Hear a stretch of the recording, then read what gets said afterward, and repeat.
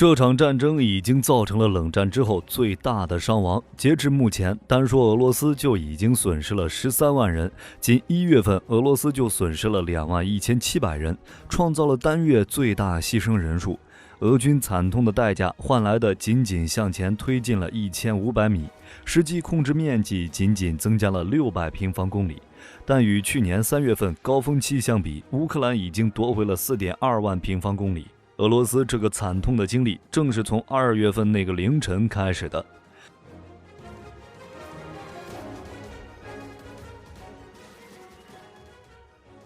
求求你，别再跟我提梅利市的军用机场了，因为这是我的噩梦。那个凌晨，我永远都会记得，甚至做梦都会梦到我们在这个机场集结，通过数10架直升机长途奔袭乌克兰的一座机场，但结果至今让我难以接受。我是一名俄罗斯近卫第31空中突击旅的士兵，通过层层选拔，有幸参加了这次行动。本想着可以光宗耀祖，谁成想现实狠狠地给了我一巴掌。作为打头的先锋部队，我的任务是夺取安东诺夫货运机场，它位于基辅西北部15公里处。为了能够顺利地完成任务，我们已经不知道经历了多少次的实战模拟。机场的一切信息早就滚瓜烂熟了。作为先头突击部队，这次行动我们并没有携带什么重型武器，仅仅装备了一些必备的单兵装备。本以为这是一场毫无悬念的争夺战，等到了目的地的时候，我们才发现自己想错了，因为乌军早就已经恭候多时了。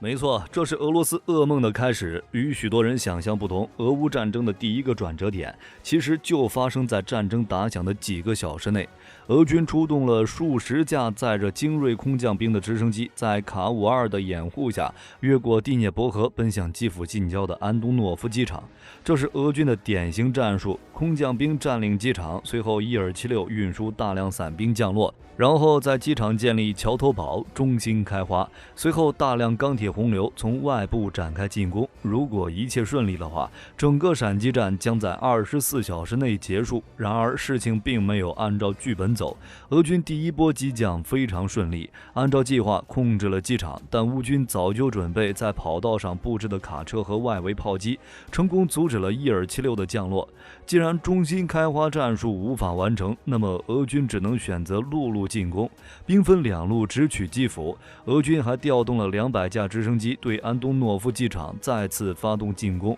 在经过1天激烈交战之后，这座机场再次回到俄军手中。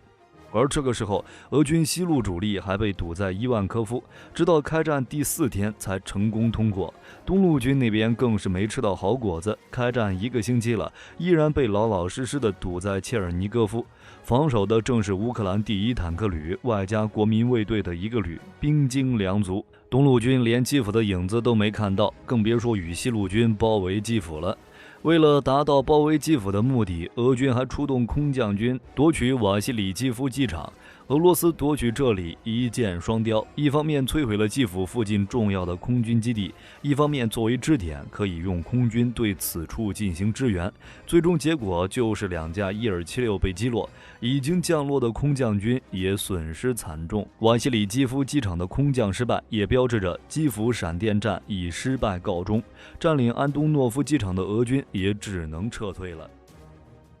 直到后来我才明白，其实乌军早就有了准备。在我们准备进攻的时候，乌克兰就已经知道伊尔76起飞了，而作为先头部队的我们，在乌军重武器面前不堪一击。乌军大量使用的便携式防空武器让我们损失惨重，轻敌、散漫以及准备不足，这就是我们陕西基辅失败的原因。基辅闪电战的失败让俄罗斯转变了战术，在3、4月份开启了多个战场，赫尔松、基辅、哈尔科夫以及马里乌波尔。俄军仅用了几周时间便将赫尔松地区拿下，同时继续进攻基辅，希望能摧毁乌克兰的政权。但冲突初期的转折点却是马里乌波尔。我们在这里经历了常规导弹、温压弹、燃烧弹等致命炮火的袭击，马上就要坚守孤城2个月了。这段时间，俄军无所不用其极，希望能把我们赶出这座钢铁厂。但我们都明白，当所有人都战死或者投降后，马里乌波尔就永远失去了。俄军对我们的围歼持续不断，我们也不知道能坚持多久。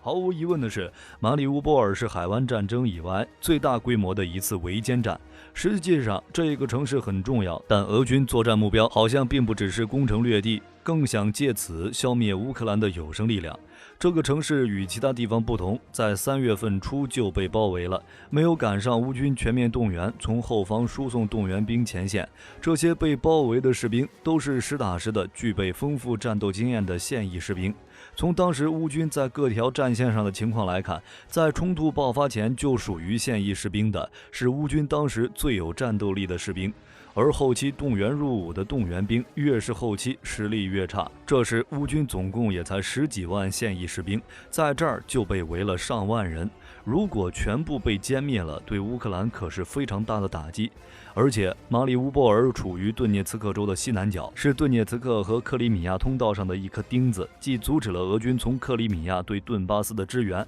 也阻挡了俄军从南面向基辅进军的脚步。在克里米亚被占领之后，亚速海其实已经陷入被俄罗斯3面包围的处境。如果这个乌东最后的出海口也被俄军拿下的话，那么乌克兰就只剩下西部的黑海出口，这对于乌克兰这个相当依赖海运贸易的国家自然是难以接受的。俄军也非常需要这个陆上通道，进可威胁扎波罗热全境，退也可守住亚速海一线。马里乌波尔之战对我们来说漫长而痛苦，从2月24号到5月20号，历时近3个月，如同过去了几个世纪。但在付出如此大的代价之后，我们没能守住马里乌波尔，乌克兰也永远失去了亚速海出海口。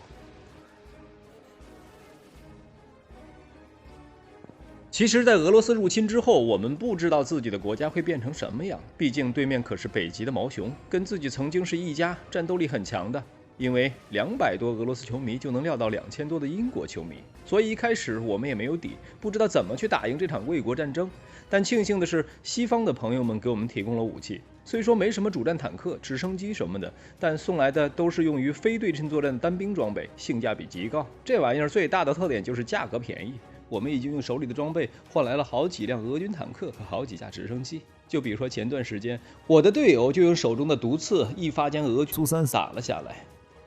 据说在别的战场还有其他兄弟直接用单兵装备缴获了俄军的 T90， 这让我羡慕的心里痒痒。在这里感谢西方各位朋友，我要继续打坦克飞机了。说实在的，乌克兰能在一开始便抵住了俄军的进攻，除了乌克兰兄弟们破釜沉舟的决心以外，肯定要有这些单兵装备的大功劳。开战初期，乌军面临的是俄罗斯地面部队的主力，是以坦克为主的重型装甲集群。如何抵挡这些铁疙瘩碾压乌克兰的土地，是当时乌军必须要解决的问题。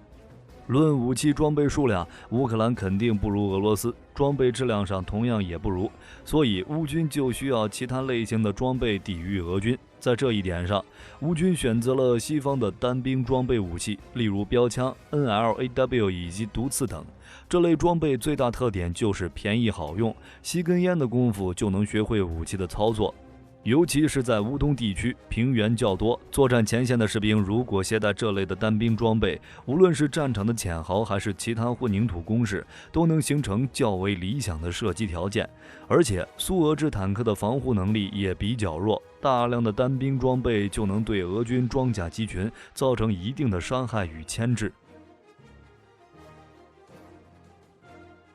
如果让我对装备做个排名，那么海马斯一定是我的神。怎么说呢？安东诺夫斯基大桥，他炸的；卡霍夫卡水电站，他炸的；位于马卡耶夫卡的俄军临时驻地，也是他炸的；就连许多俄军的补给线都是他炸的。在我心里，最爱的装备是海马斯；在俄军心里，最害怕、最想摧毁的武器同样是海马斯，因为他们被打怕了。在此之前，我们一直不知道如何反制俄罗斯地面部队的推进，所以我们失去了顿巴斯，放弃了赫尔松。但是海马斯到来之后，可是让俄罗斯地面部队吃尽了苦头。海马斯来这儿的第2天，我们就利用它对莱曼的俄军驻地进行了精确的打击。在前期，俄罗斯那边兵力不足，不到20万人的兵力，要负责从哈尔科夫到赫尔松地区上千公里战线的攻防，再加上第一阶段4路出师的冒进，导致俄军的损失非常大。在6月份之前就已经有5到7万的伤亡了，巨大的伤亡进一步削弱了俄军攻击力，所以俄军采用了人不够炮来凑的办法，不打照面，直接用炮弹砸乌军，这也让乌克兰这边一时之间没有反制手段，除非引入大量的北约榴弹炮，实现乌军火炮的北约制式化，比如美军的 M777、德国的 PZH-200、法国的凯撒以及波兰的谢氏等。但这时候乌克兰完全无法建立一整套的北约制式火炮系统。直到海马斯的到来，乌军拥有了克制俄军炮兵的杀手锏，专打俄军军火库、指挥所以及集结地。海马斯不只是一个火箭炮系统，还是一个多功能发射平台，可以发射一般火箭弹、增程火箭弹和精确制导火箭弹，甚至可以发射战术导弹。乌军的战术优势在于，只要把俄军后勤补给点打掉，如弹药库、指挥所、交通枢纽等，那么俄军炮兵的威力就会大减。海马斯的到来确实为乌克兰解决了非常多的问题，就连俄军将领都被海马斯轰死了几个，真的很好用。直到9月份的时候，16套海马斯已经成为俄军巡航导弹在战场上头号目标，而俄军也因海马斯为代表的西方军援频频发威，从全面进攻转入被动阶段，战场局势因此而扭转。而限制乌军反攻的关键点就是手上的海马斯数量不足，因为美国只给了10来辆海马斯火箭炮，还是射程受限级别的。即便如此，乌军依旧可以横扫四方。如果美国能一次性给个几十套海马斯，肯定可以改变战争态势，将俄军打得抱头鼠窜。在这片战场打了半年，占领了那么多乌克兰的领土，我们都已经觉得在冬季来临之前就可以回家抱着老婆孩子睡觉的时候，没想到9月份第2周还没有过完，我们就经历了从天堂到地狱的落差。乌克兰仅用了6天就把我们打下的地盘全部夺了回去。在离开哈尔科夫的时候，我还看见我的同伴遗弃了他驾驶了几个月的 T90。后来听说这辆坦克被美国拉走了，也不知道这位朋友有没有被总部处罚。总部说我们是故意撤退，想把兵力集中在战线薄弱的位置上。但作为普通的士兵，我很清楚，这次我们败了，败得一败涂地。许多接近完好的装备都被留下，因为我们要赶紧逃走。这次撤退，我们并没有告诉车臣部队，也没有将他们作为断后部队，似乎想让这些并肩作战的朋友当作炮灰。你听，卡德罗夫正在国内咆哮，他要去找我们的总统理论，但我觉得这已经没有意义了。这是我们第2次大撤退，第1次是在蛇岛，不知道我们以后还会不会继续经历。算了，不想了，这不是我应该考虑的事情，我只需要听从命令行事就可以了。以哈尔科夫大撤退为节点，俄军在乌克兰战场上被迫由攻转守。哈尔科夫失守之后，战略要塞红利曼也紧接着失守，乌军开始在乌克兰东部大举反攻，而顿涅茨克大部和卢甘斯克州又重燃战火。俄罗斯也被迫宣布了30万人的战争动员，以重新争取实现解放顿巴斯的战略目标。后来，俄罗斯又开始了撤退，这次是从赫尔松。这是俄军在3月份占领的唯一乌克兰区域中心，只用了1周时间便进入了市中心，同时也是被俄罗斯完整控制的中心城市。没办法，俄军后勤不行了，撤退还能保存实力。不得不说，这一次俄军真的有点像夹尾巴逃了，甚至远超哈尔科夫大撤退时的不堪。眼看着俄乌冲突要打满1年了，俄军总指挥也经历多次换帅，每次换帅都是在俄军的军事行动方面的转折。俄军第1任指挥官是由绍伊古担任的，因为最开始的时候俄罗斯并没有专门任命前线总指挥，但由于闪电战没有成功，普京便任命德沃尔尼科夫作为第2任前线总指挥。德沃尔尼科夫上任之后，结束了俄军各自为战的局面。俄军在他的指挥下，整体行动还是成功的。但哈尔科夫大撤退也是在他任期内发生的。后来有了末日将军之称的苏罗维金接任了俄军总指挥，这时候的俄军已经陷入被动防守的阶段了，东线哈尔科夫和南线赫尔松的局面都不乐观。于是苏罗维金便对乌克兰基础设施发起了大规模袭击，在一定程度上削弱了乌军的意志，并为俄罗斯动员令争取了时间。在随后的赫尔松大撤退的时候，苏罗维金的果断指挥也避免了赫尔松俄军被包饺子，成功为俄军保存了实力。在今年1月份，俄罗斯再度换帅，由罗斯联邦国防部副部长兼总参谋长瓦列里·格拉西莫夫接任，这是迄今为止级别最高的总指挥。其实俄罗斯的意图已经很明显了，乌克兰即将拥有足够数量的先进重型武器，留给俄罗斯的时间不多了。由格拉西莫夫担任总指挥，意味着俄军可能将转入进攻行动了，而现在同样也是俄乌冲突的关键阶段。说白了，俄军更换总指挥肯定是有人不满意，这个人就是普京。如果前线总指挥仅仅从作战和军事的角度来考虑战事的话，肯定会与普京产生分歧，因为两个人的高度不一样，结果就是进行调整，更换总指挥了。其次，战事不利总得有人来负责。俄乌冲突近1年，俄军一退再退，国内肯定怨声载道，对俄军作战能力产生严重质疑。俄军拉胯的表现也令世人大跌眼镜，与世界第2号军事强国的地位形成了鲜明的对比。对此，应该由谁来负责呢？既不能让普京负责，也不能让俄罗斯这个民族负责，只有前线总指挥这个职位比较合适。所以俄军频繁的临阵换帅，更多的是政治层面的考虑，而不是军事和作战的需要。